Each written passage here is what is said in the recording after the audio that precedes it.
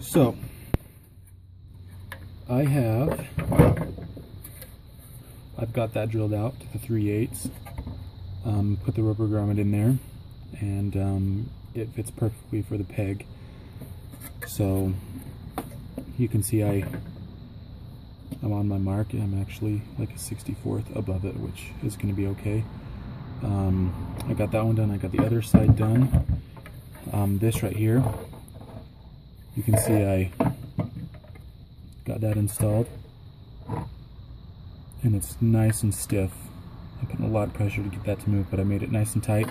You can't use a bolt that's too long. I think this is a 3/4 inch, and if you went with 1 inch, it might be too long and actually hit the headlight housing right there.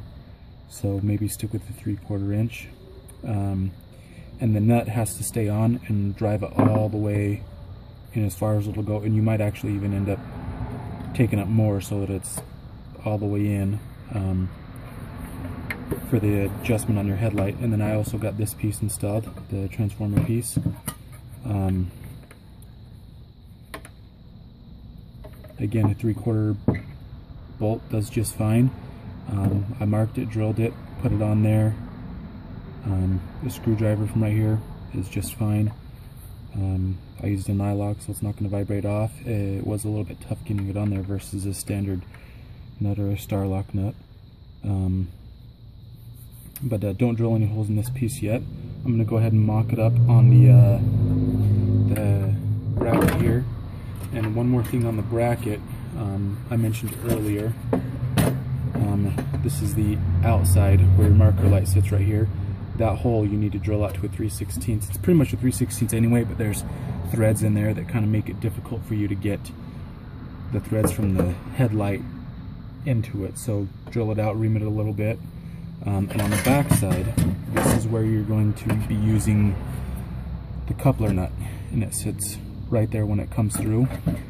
There was a little wall right here, and I nibbled it with some cutters. I cut the corner off that, nibbled that wall out, and then took that one on a different angle. The reason I do this is because when that sits there, you're actually able to get a wrench down in there nicely. The body of your car sits right about here, so you can get a wrench down in there and loosen it, and then a wrench up on this side where that other nut's going to be sitting, and that's how you adjust your headlight for that one. And then one other thing, the reason I didn't mention this, I'm using aluminum. This is a thin 16th inch aluminum. A couple of reasons. One, it won't rust if you decide not to paint it, which I never did mine, and I probably never will because you can't even see it when it's on. It won't rust, and once it's installed,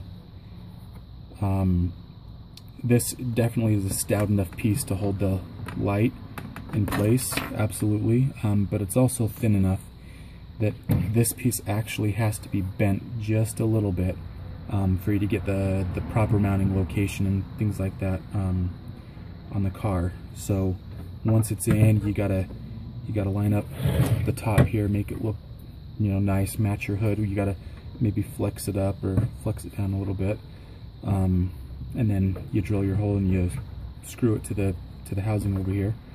But when you adjust your headlights, you might have to take and push this in or pull it out a little bit, flexing that metal just a little bit. So use something that's bendable, strong enough but bendable if you put some force on it. So I'm going to go ahead and mock it up on the bracket so that you can see what it looks like, and we'll go from there. So I've got it mocked up, and as you can see right there, I got a big gap right there and a nice tight one right there. This right here is more likely what you want, that size of gap. So like I mentioned earlier, these extra washers that I had, that I said you probably only use one of, we're going to have to install those to make that gap a lot closer to what we want. So I did, however, buy an entire box. those washers because I'll be using them for a bunch of other projects that I do. So that right there is what it looks like mocked up though.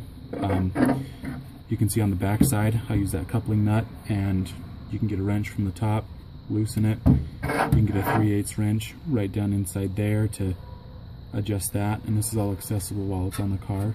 On the bottom side you can see the peg fits nicely right inside that 3/8.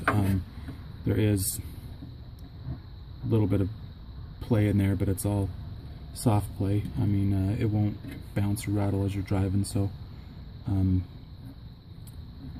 I'm pretty sure it's this this rubber grommet there. The other ones I used were much stiffer and were a lot tighter fit, and these ones are pretty soft, so that's probably what it is.